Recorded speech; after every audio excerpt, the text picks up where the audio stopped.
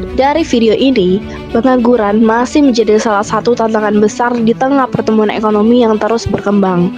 Banyak generasi muda kini menghabiskan waktunya tanpa aktivitas yang produktif.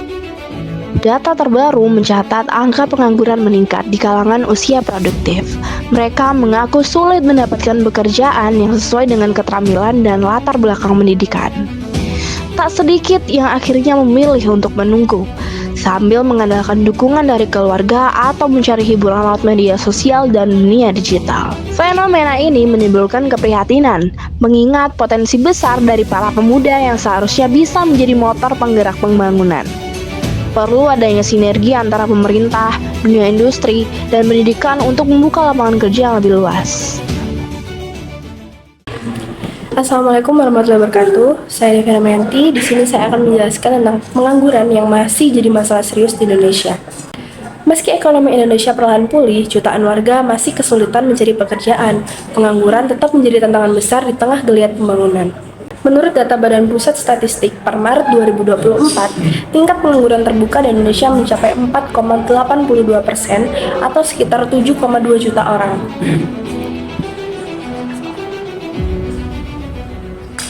Jumlah ini menunjukkan penurunan tipis dibanding tahun sebelumnya, namun angka pengangguran masih tinggi terutama di wilayah perkotaan.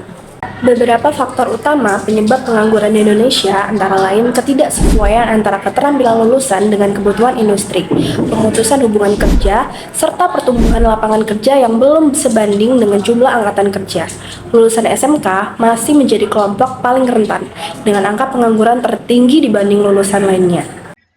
Dikutip dari liputan6.com, program Link and Match antara sektor industri dan pendidikan perlu dievaluasi dan diperkuat seiring dengan perkembangan kebutuhan pasar terhadap keterampilan tertentu.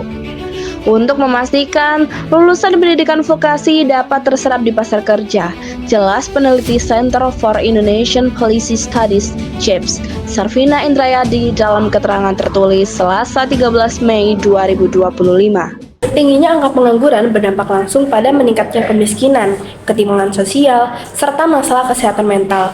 Pengangguran juga menekan daya beli masyarakat dan memperlambat pemulihan ekonomi secara umum.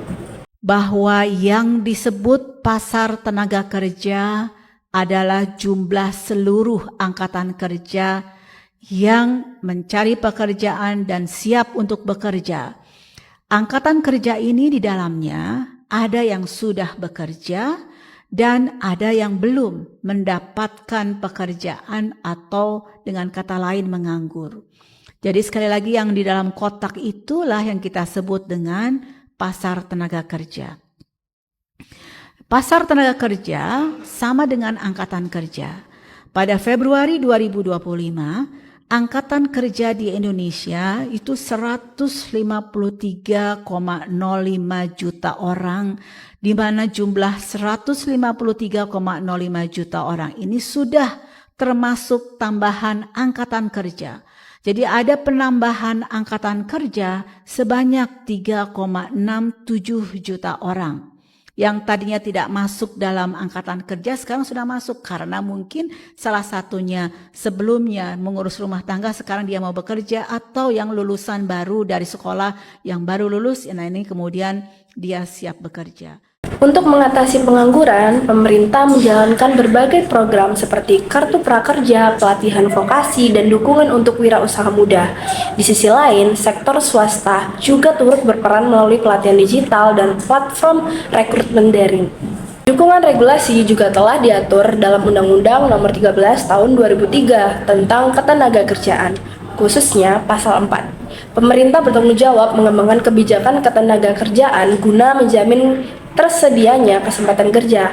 Pasal 11 hingga pasal 12 menyebutkan pentingnya pelatihan kerja untuk meningkatkan kualitas dan produktivitas tenaga kerja. Pemerintah wajib menyelenggarakan pelatihan kerja berbasis kompetensi untuk meningkatkan daya saing tenaga kerja.